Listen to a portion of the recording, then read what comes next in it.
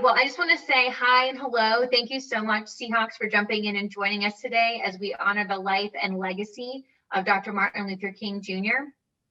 This is an annual program that we like to put on, obviously in recognition of Martin Luther King Jr. Day, which is coming up this Monday. A big part or a big shout out really goes to our friends and close colleagues in the social behavioral sciences and human services pathway. With us today, we have Associate Dean Keisha King, and I'm going to go ahead and hand it off to her, and she will go ahead and introduce today's guest speaker. Thank you so much, Stephanie. Thank you for that. It's my distinguished honor to introduce a fellow ASALA member, the Association for the Life and History, or the Association for the Study of African American Life and History. Let's go a little slower. And I've been looking forward to hearing him speak since this past September. So who's today's speaker? Dr. David Canton is a new Gator. Us as Floridians, we understand what that means. He's the new Director of African American Studies and is also an Associate Professor of History for the University of Florida. He graduated with a bachelor's in history from Morehouse College, the alma mater for Dr. King's alma mater. He received his master's in Black Studies from Ohio State University and earned his PhD in history from Temple University. So he's also a Temple owl. Professor Canton is the author of two major works on civil rights leaders. The first is Raymond Pace Alexander, a new Negro lawyer, fights for civil rights in Philadelphia, which is an award-winning book. And he just recently published another book titled Radioactive, the memoir of Joe Madison, an African-American talk show radio host, civil rights activist, and former board member of the NAACP. Dr. Canton has appeared on National Public Radio in Connecticut, and he has had his African American history class featured on C-SPAN, American History Television, and he has also conducted a TED Talk on poverty and addiction in America in 2015. So without any further delay, I'm going to pass over the virtual mic to Dr. David Canton. Well, thank you, Dr. King, and thank you, Stephanie, everyone who put these Zoom talks together. Even though we're very used to them, we still have little hiccups every now and then, but it works out to our favor. So what I'll do is go through the presentation. Since I have the share screen, I'm gonna quit while I'm ahead, and I will go ahead and start with my presentation. So the Radical King, 1965 to 68. For the next few days, you're gonna hear McDonald's supports the King Dream. Wendy's supports the King's Dream. Everybody supports the King Dream. But the reality is, during these last 3 years of his life, he was one of the most hated men in America. So how do you go from the most hated man to America? Everyone supports his dream. So we also, when we talk about Dr. King, it's always the I have a dream speech, content of character, we buzzword. It's like a DJ, right? We take a little clip. Like I teach a hip hop class, take a little break beat. I have a dream, played over and over and over again. Beloved community, love everybody. I don't see any colors. And we show water fountains, all the stuff that ties to our emotion are connected to King, but really do a disservice because we don't show his evolution over time. And I'm gonna get to that. So let's start with the ATL King. That's right, Atlanta, okay? Born January 15th, 1929, but his original birth name, many people don't know this, was Mike King, Michael King Jr. But his dad renamed him in 34 after Martin Luther, the German, who's responsible, the German Lutheran theologian, who's responsible for the Protestant Reformation as they protested the corruption of the Catholic Church. So really it was Mike King became Martin Luther King. We see in the picture here, that's him in Sale Hall at Morehouse College. We'll get that in a minute. He graduated from Booker T. Washington High School, entered Morehouse at 15 to avoid going to the war, World War II.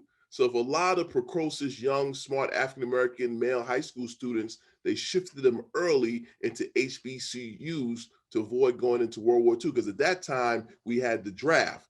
So whether you were wealthy, working class, or broke, we had an army based on draft, not like the volunteer army that disproportionately working class and working poor people joined to reach the middle class, unless you're like a McCain who goes to Annapolis and the Air Force Academy and West Point. He attends Morehouse College as a sociology major. Okay, well, as we know, Morehouse College, HBCU for Black male students. Spike Lee, Samuel Jackson, Maynard Jackson. Shout out to Senator-elect Raphael Warnock. A long tradition of educating African men from a range of class backgrounds. I'm a first gen, dad high school dropout, mother high school student. Spike Lee's third generation. Dr. King is second generation. So there's a formula in that institution that no matter where you are, you're going to come out and have a contribution to society. His president, Dr. Benjamin Elijah Mays, my fraternity brother, Omega Psi Phi Fraternity Incorporated, was there for 20 years and really helped build Morehouse College, give that reputation. And he also was practical. Margaret Mitchell, who wrote Gone with the Wind, I found the letter when Morehouse was going through some economic struggles. He received money from her for the school. And now we all know Gone with the Wind is racist, it's problematic, but it's like the highest selling book in this nation's history. But obviously Mays had the school to run. Okay, so Mays is very influential with Dr. King. People also don't know during the summer of =45, King traveled to Connecticut to pick tobacco, not because he needed the money, but it's kind of like this Christian work ethic, kind of like a mission type of thing. While in Connecticut, he went to Hartford, where he saw desegregation in Hartford. I used to teach at Connecticut College for 17 years. Simsbury's like 45 minutes away. They would have what they call the Morehouse dorm. And Morehouse students would go up in the summer and pick tobacco, and Benjamin Mays would go visit. And it's there when many students pick King to be the religious leader. So he's 16, 17 years old. He had a 2.5 GPA. When I finished Morehouse, I had 2.6. Brian Gumbel had a 2.3. The reality is life is a marathon, folks. Okay, so it's not just based on one's GPA. I'm not saying don't do exceptionally well, but once you find that passion, I was initially a biology major, became a history major, and the rest was history. That's the point I'm making. But nevertheless, he pledged Alpha Phi Alpha Fraternity Incorporated. Just a little slight error on King's part, but no, it's okay. He was mentored by Omega Man. It's cool, but nevertheless, that picture there is Dr. King with his fraternity brothers. So part of King's maturation are through what? Black institutions, you see? The high school, Morehouse College, right? The church. Because remember, in America at that time, because of segregation, the Black middle class, you're fully entrenched with Black cultures and institutions. You cannot make it through without being connected. Just like when you run for office, what church do you go to? These little social markers introduce you to a community and makes you more informed. The challenge we have today is one can live in a predominantly white neighborhood, predominantly white high school, don't go to HBCUs, right? But then want to represent African Americans. And that's that tension we see, okay? But during King's time, if you look at it, you're being socialized in that culture. Let's keep going. Obviously, faith, reason, Black culture. So King synthesizes faith with reason. We go back to St. Augustine, right? Faith and reason. And we look at, we look at his interpretation of religion. We'll get that in a minute. After he graduated from Morehouse, he attends Crozier Theological Seminary School in Chester, PA. So again, you're seeing more desegregation in it's right outside of Philadelphia, okay? But let's look at the theology of the Black church. Remember, religion is an interpretation, right? Islam, interpretation.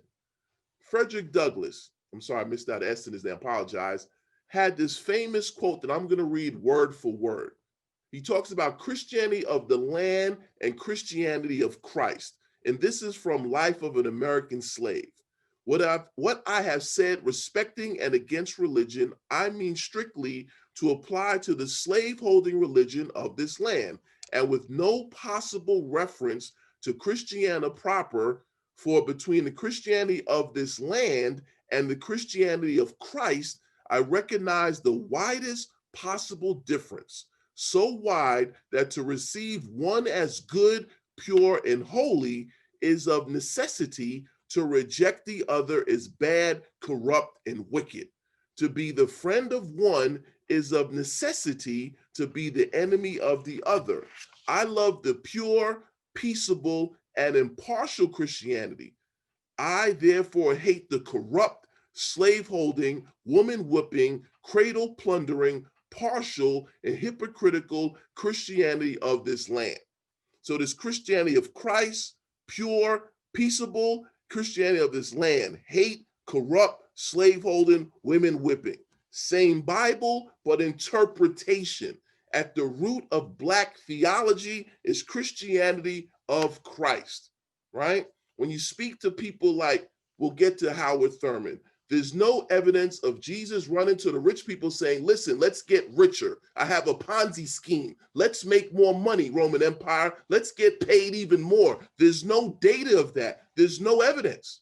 So that's the core of the interpretation. After he gets his degree from Crozier, he goes to Boston U and gets a PhD in philosophy. That's the reason part and the faith, you see? So I'm socialized in the church with the right-handed fellowship, right? The ushers doing their thing down the hall, right? The cultural stuff, call and response, the Black Baptist preacher, sermonic, oratorical tradition. You know how that goes. Everyone wants to sound like King. Now, I can try to preach, but I'm not. I'm going to stay in my lane, but you know what I'm talking about. That stuff is practiced and learned and by all these preachers, okay? And of course, Black theology. Here is Howard Thurman. Howard Thurman, the dean of chapel at Boston University, where he met King. Thurman had traveled to India to visit Gandhi in 1935 about nonviolence. He's author of the famous book, Jesus of the Disinherited.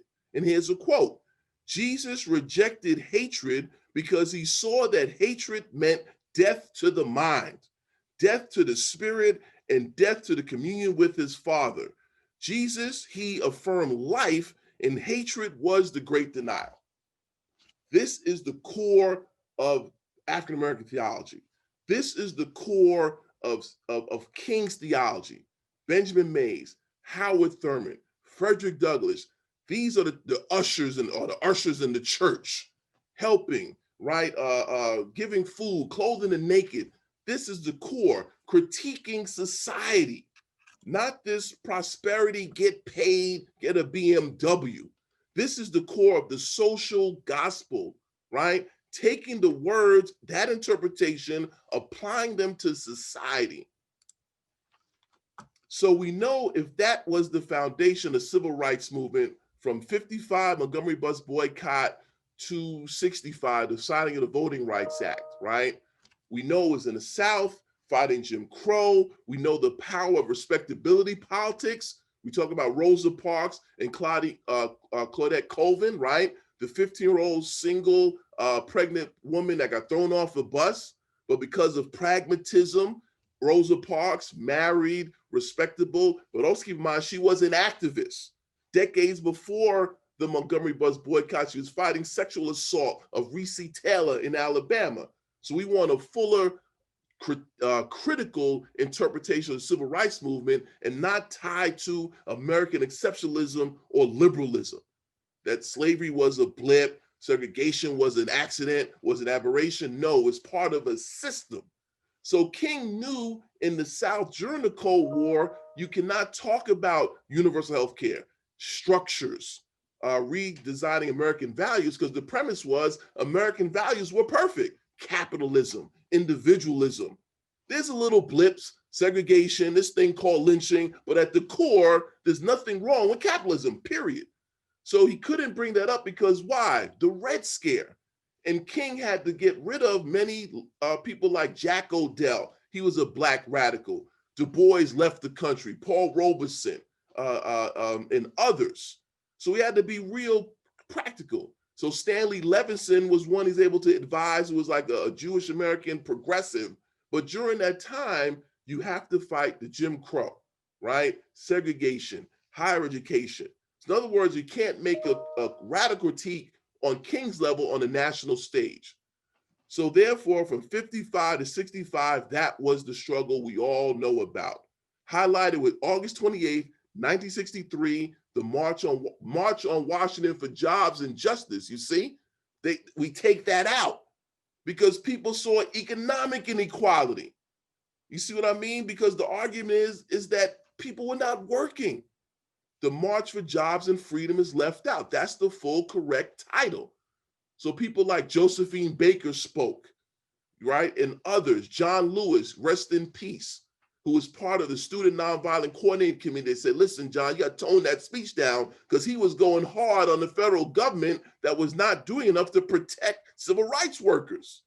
So A. Philip Randolph told, A. Philip Randolph from the labor union told the young John Lewis, when you're young, you're full of energy, right? He compromised, okay? So we have that part of the movement. We learned it in school. We get the sanitized version. We leave out the millions of working, ordinary people, men and women, the folks who got murdered, and all this other stuff. It's a much more complicated but beautiful story, and a story that should be told in its totality and not the sanitized version, right? Don't do that. Don't dismiss the work that's out there. Okay, now what's going to happen? Voting Rights Act passed in May. August 65, we have the Watch Rebellion in LA. Look at the signs. Police brutality, nothing new, folks. Rodney King, 91. Come on now, go. That's part of the structure. That's the point I'm arguing here.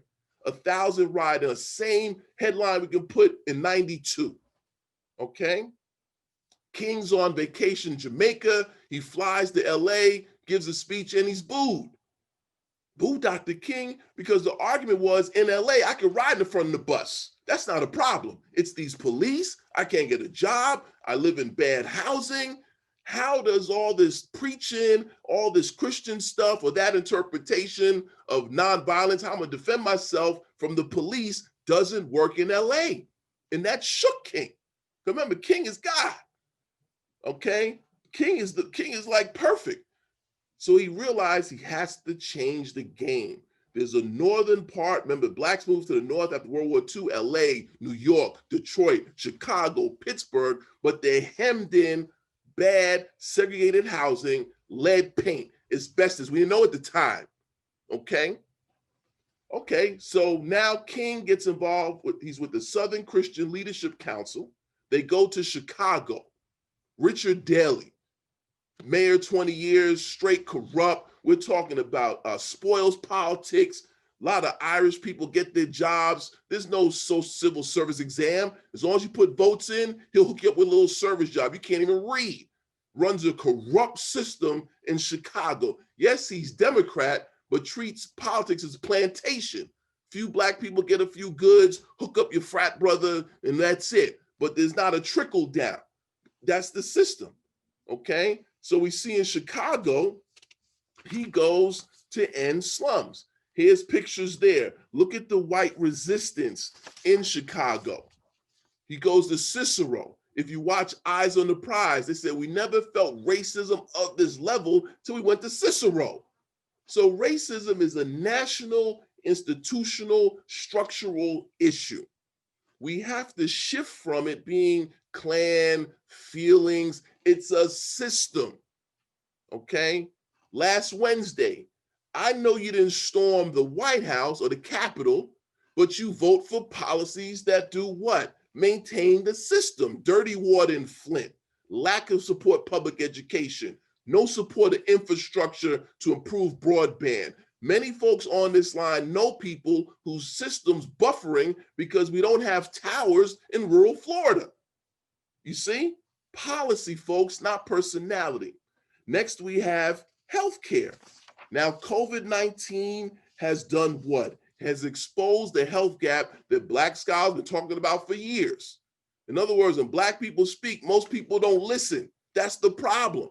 That Black scholars out here doing this work don't get the respect till it's a crisis. You see, they warned folks about Trumpism. They said it.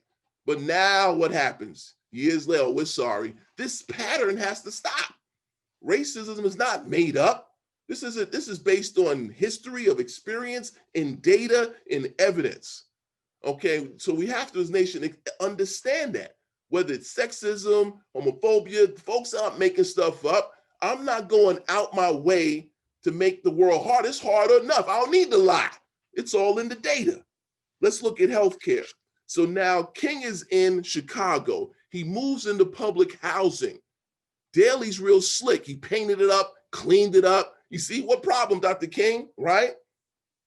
He says this: consumer prices items range from 5 to 12 cents higher in the ghetto stores than in the suburban stores, but run by the same supermarket chain. So we know this people who are working poor get taken advantage of by wealthy people. You see, bad food, higher prices, higher rent, and they make less money. They live check to check. There's no banks. We have cash advance places and places, pawn shops. Why are there no pawn shops in the suburbs? We know why. Folks have money. This is systemic.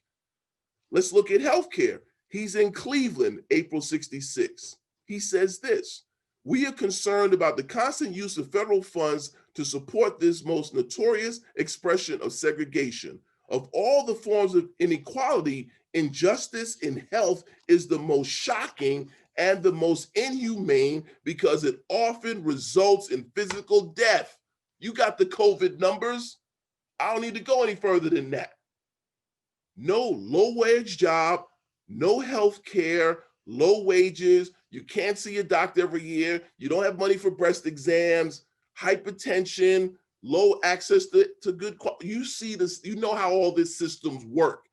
So this is 66. This is why I'm reading King quotes. So it's not what I heard or someone I thought heard. I'm coming straight from what King said. You're not going to get this weekend. You're going to get Day On, which we should, beloved community. King would be disappointed but happy.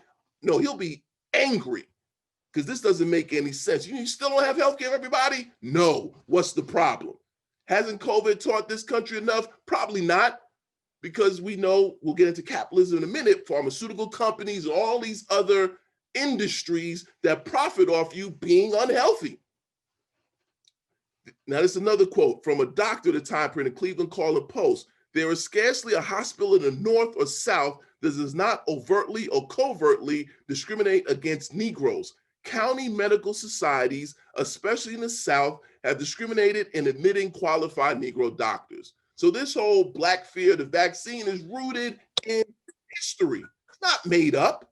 You see what I mean? However, there are enough Black professionals out there, public health, doctors, academics, that can say, listen, I teach the past, but don't live in the past. I admit, I just gave you the evidence. Sure, they discriminate African Americans. Tuskegee syphilis, they denied the treatment. Neuroplant, hysterectomies, Fannie Lou Hamer. No doubt that's historically proven. However, the other data shows if you don't take care of yourself, protect yourself with the vaccine, it's not a good look knowing you have what? Preconditions based on the structure. Kidney, dialysis, respiratory issues, hypertension, heart disease. Heart disease, the number one killer, Black folks. Use the data, folks. Kingwood. Let's keep going. 65, 67, war on poverty, Vietnam, institutional racism, okay? This is where now King is, by 63, 64, they have this term called white backlash. This is where many Northern whites starting to get upset. While I was in the South, it was cool, because in the North, we don't have segregation, i.e. we're not beating people to death. The police are, but we don't lynch up here. So now King is going to the core now, because why? War on poverty was passed in 65, a massive federal spending to address poverty. What's happening in this country? Deindustrialization, those factory jobs that the Irish, the Italians benefited from were going out the country. Why? Don't blame the labor unions, it's greed. It's cheaper to make a car out the country or in the South. That's how the South evolved. Air conditioned, it's warm all the time. You could build 24 hours a day. Those jobs left, went south, you see? So now you had higher unemployment rates. Black unemployment rate is always twice the white unemployment rate. So poverty, Vietnam War, federal money's being spent to finance the war, which takes money away from the war and poverty. America's so rich they can do both at once, but they won't, fearing deficits.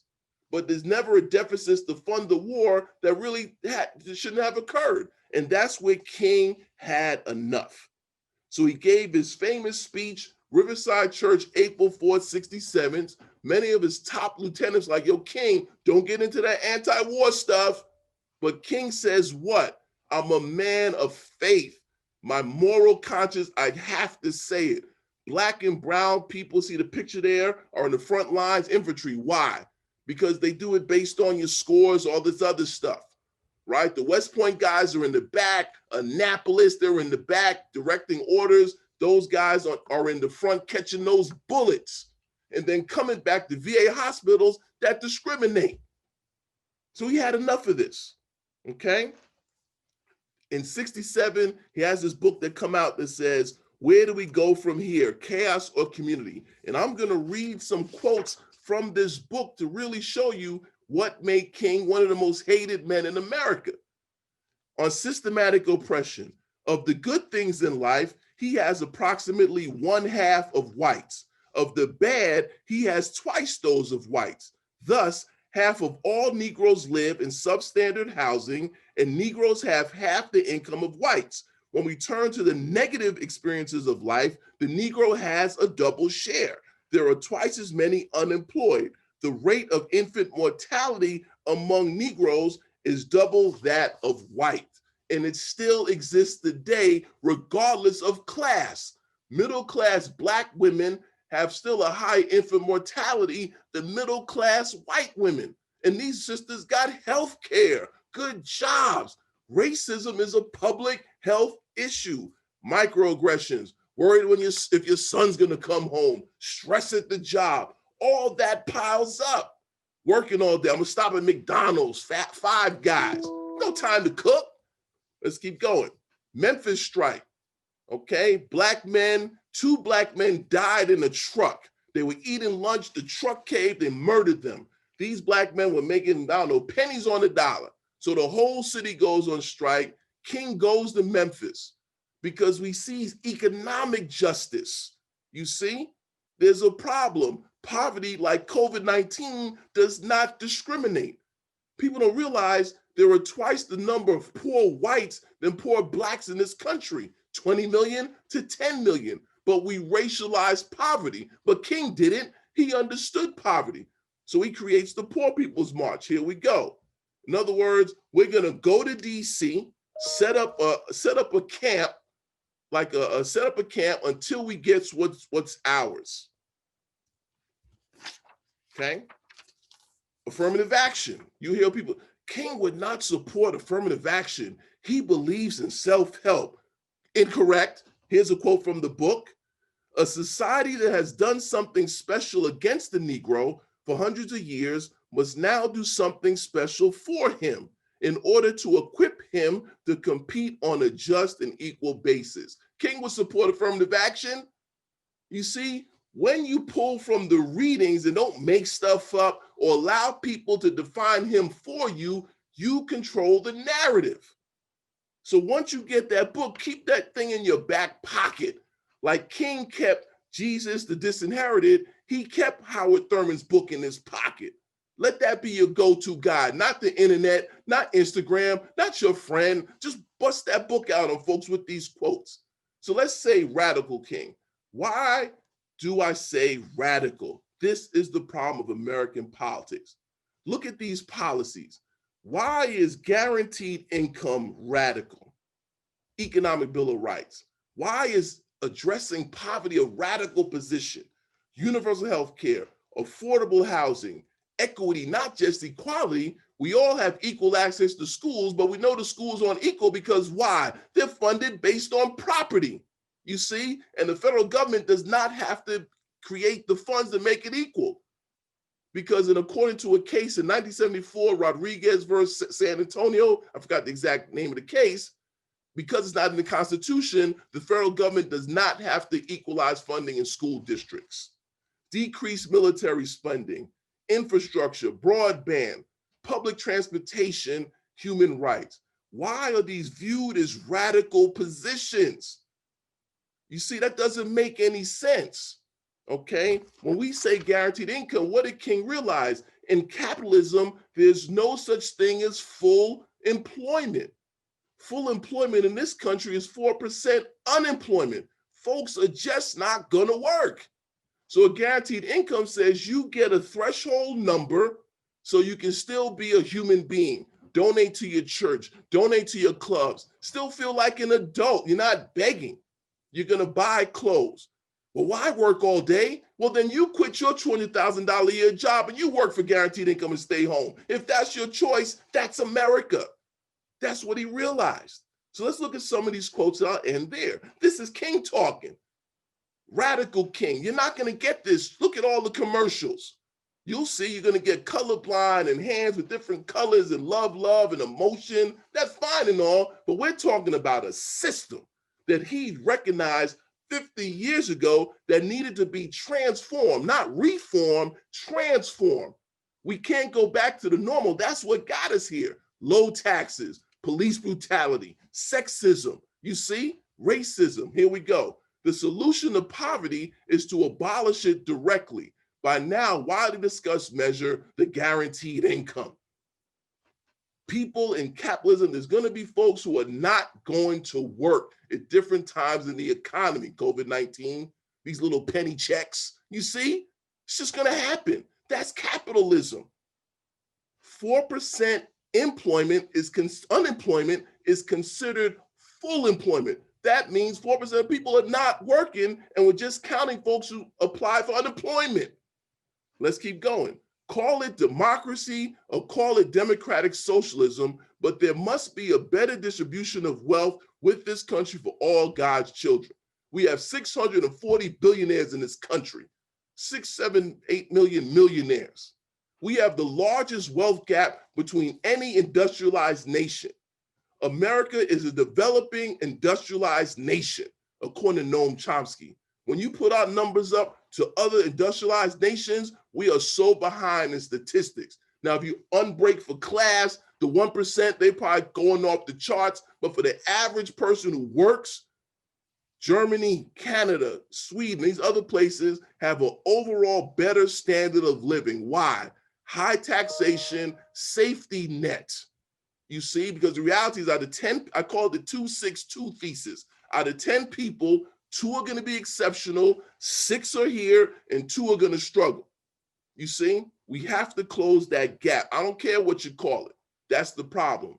Last but not least, this country has socialism for the rich. Corporations don't pay taxes, loopholes. You know, I don't have to go on any from that, right?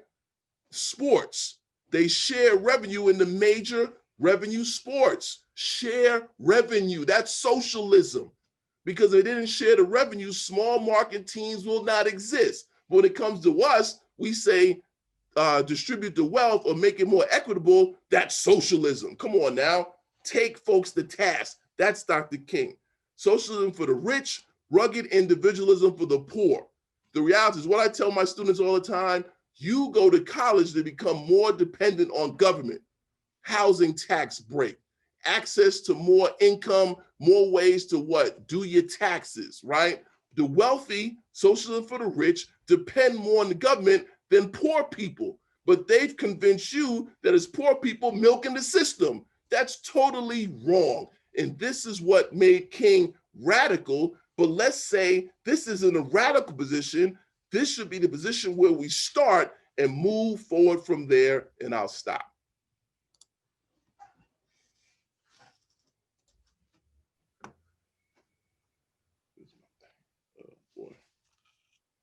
There I go. Whew.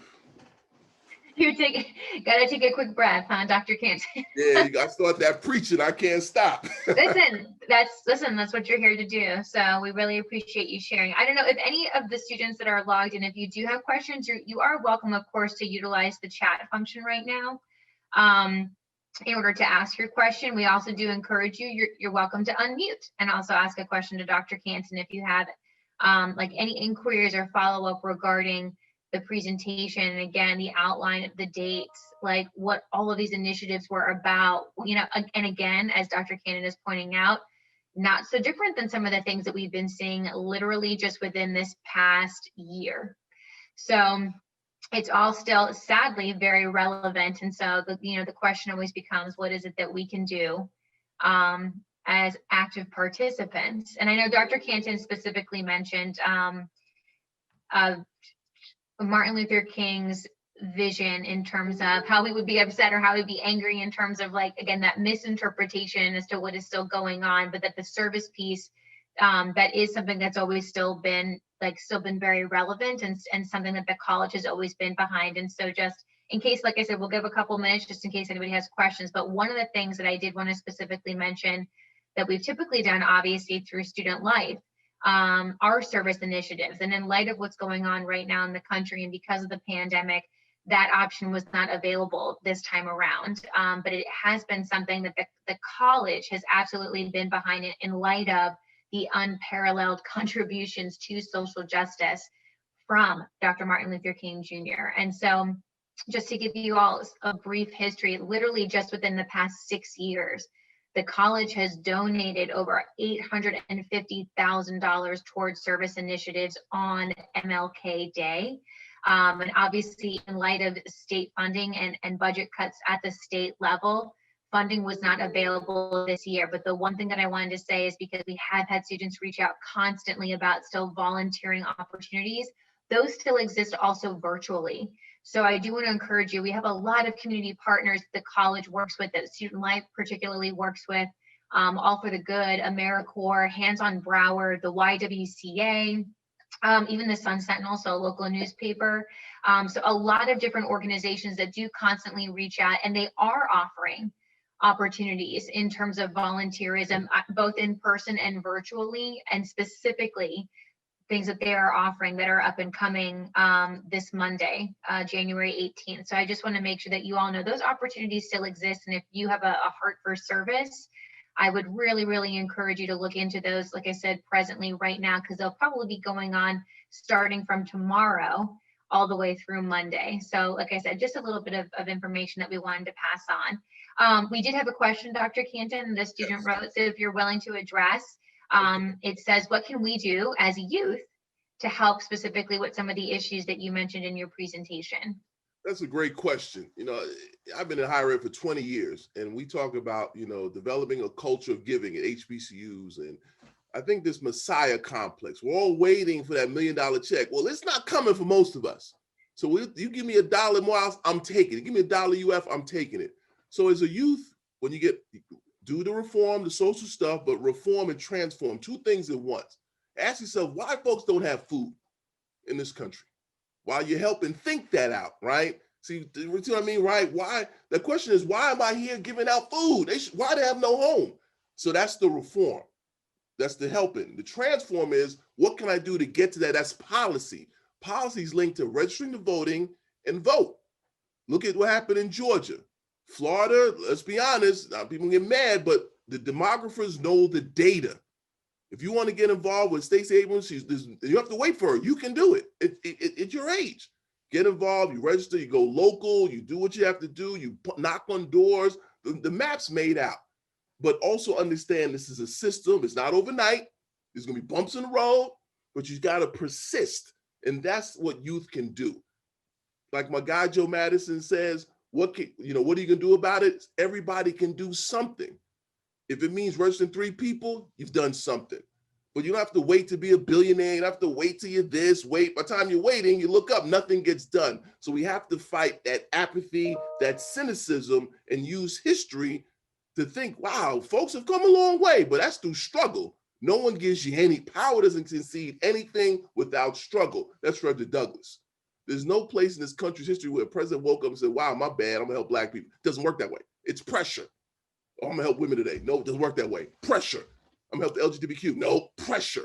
That's how the system works. So please, as you're young, use that enthusiasm. I'm not saying you can't go to the club, you can't party, just gotta moderate it. You see what I mean? You don't have to be all one way, but that's how this thing goes. So that's a great question. Yeah, I love that. Reform and transform. We're going to be remembering that now. We'll be quoting you now, Dr. Canton. All Just right, I like that. Thank you. R&T, R-A-T, rat, but we like that. Go ahead. Yeah, reform and transform. I see another question that just came in. Any recommendations that you have for reading materials for students to learn more about these topics? Oh boy, I can go all day. I think for King, just start with where do we go from here? Chaos or Community? That book right there. You start there. Where do we go? He talks about Black power, history of racism. I mean, that's a timeless text. I just think you should just start from there, put it in your pocket, read it, and you'll build from there. Then you can just go all types of different directions. I think that's the great. Where do we go from here? Chaos or Community? Thank you. Yeah, Keisha actually just threw it into the chat. Thank you so much, Dean King. That was perfect. But go ahead. All Yeah, right. that was perfect. Thank you. That was a team effort there. Thank you. So a couple more questions that are flying in if we still have you for a few moments. No problem. Wonderful. So student is asking in relationship, obviously, to your presentation, why you think that companies find it fashionable now to use that quote unquote sanitized version of MLK's message. Why do you think that we see that so often? Gotcha. There's a famous person named Antonio Gramsci, Prisons from Notebooks. He talks this term called hegemony, Hegemony. So capitalism, it's not static. Colin Kaepernick gets $100 million from Nike. The woman who founded Black Lives Matter got a deal from Netflix, right? So of course these companies, it's a game, right? They know if I become woke, I'm gonna get woke dollars. You see what I mean? So there's a financial interest in doing that. When you become a critical consumer, you see through it, you understand it. I'm not telling Kaepernick not to take the money, but I know Phil Knight's out to make money because his company's not paying any taxes, you see? So the reality is that it's in their interest to sanitize. Think about it. McDonald's supports taxing corporations, not happening. McDonald's supports King's dreams of taxing overseas, hiding money. They're not having that. They're gonna couch it in within American liberalism, exceptionalism, within values that they co-opt King's values. This is why you have to read for yourself and be a critical thinker so you don't get played. You see, and that's why they do it. There's a profit motive in there. And the reality is there are Black folks who own McDonald's franchises. I get it. But again, I'm just saying, just think about it. You see what I mean? That's why all of them do that. You see, look what's happening now. Everyone's disassociating from President Trump. It's politics, folks. I mean, this is how this thing goes. So I think when you go to college, become this critical thinker. In fact, I have a quote. Let me give you one quick quote from King about education. This is what he said in college, and he's like 16, 17 years old. He says this about education. This is a great quote. Let me just get it for you. He says, "The function of education, therefore, is to teach one to think intensively and to think critically. But education which stops with efficiency may prove the greatest menace to society. The most dangerous criminal may be the man gifted with reason, but with no morals." So it's not just about getting a job. Critical thinking skills. We all gonna work, but if you're not a critical thinker, I'm gonna sell you another Ponzi scheme. I'm gonna sell you conspiracy theories because I saw it on the internet. Who's the source? The internet. Come on now, right? King is a deep, complicated person. I hope this discussion leads you to go further digging in to his vault of ideas, and the way he presents them in parables is not super like reading Cornel West, super philosophical. You can catch it because why? The Black church tradition blending philosophy with theology and reaching the man with the PhD or the man or woman with no D. That's a skill set that everybody doesn't have. Absolutely. All right, so we're going to take the one last question, and then I'll go ahead and I'll close this out in our time today. We have a student that asked if you believe that there's been genuine change since Dr. King's time with race relations, or do you think that the progress is mainly superficial? That's always a great question. As a historian, it's the study of change over time. So hit folks with the data. In 1960, the Black poverty rate was 60%, now it's 30%. More Black people go to college now than ever. The Black teenage pregnancy rate is at an all-time low. You see, homicide rates, despite what you read in the news, is at all-time lows, okay? So that's true. I wouldn't say racial relations. I would say racial oppression is part of our culture. So it's two things at once. Don't tell me it's better to live in 1940. Black people probably died at 30.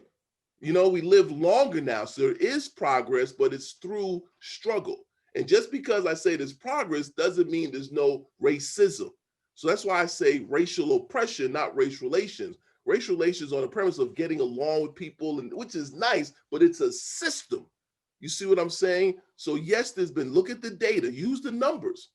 Of course, it's going this way. That's the historian in me, but also understand the sociologist in me is the structure of racial oppression adapts hegemony, right? Women CEOs, you had Obama, but look what happened after Obama. That's the function of racial oppression. You see what I'm saying? So it's two things at once. But we can walk and chew gum. You're on your cell phone, texting, all, you know, the young people triple tasking. So you can say, yes, there's been progress, but racial oppression exists. It's not an either or, it's a both and. Yeah, so yes, but still a long ways to go, right? So yeah. Exactly. So, all right, I lied. There's one more question, and then we'll go ahead and close out. If you want to go till noon. Okay, it's a good one. It says, if Dr. King were still alive today, what do you think he would say about what's going on in the world? He would say you still don't have national health care. You still don't have, right? You still have these issues. He'd be upset. He would say just what I said. We've come a long way, but you still don't have equity. Why are you spending trillions on the military still? Haven't you learned, right? Why can't I get Wi-Fi in rural Florida? Dr. King, I go to Dunkin' to get your computer work done. What? This is America. Why we have 650 billionaires? You mean since I left in 68? Yes, Dr. King, this dude named Bezos and Elon Musk are trillionaires. What? And there's no healthcare, everybody? No, there's dirty water in Flint. They're finally suing that guy. He would be highly upset, admit the change, but the growing global inequality, a billion people living on $1 or less a day. You see what I'm saying? So it wouldn't be one of those, oh, love this, I can have a white girlfriend, or all that stuff. It's the system. Global capitalism, according to King, is not humane. That's the critique there where he would say we got a lot of work to do. Yeah, absolutely. Dr. Canton, I cannot thank you enough.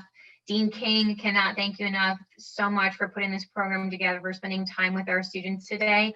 And these questions, I just want to let you all know, these questions are exceptional. And I actually want to encourage all the students who are tuned in right now, or those of you may be watching this recording later, to kind of stay plugged into what still is going on in your college environment, because specifically, at least I can address it from a student life perspective. We're encroaching on February. We're going to have a lot of programming from all different areas of the college, specifically related to race relations, and as it relates to, obviously, in celebration of Black History Month.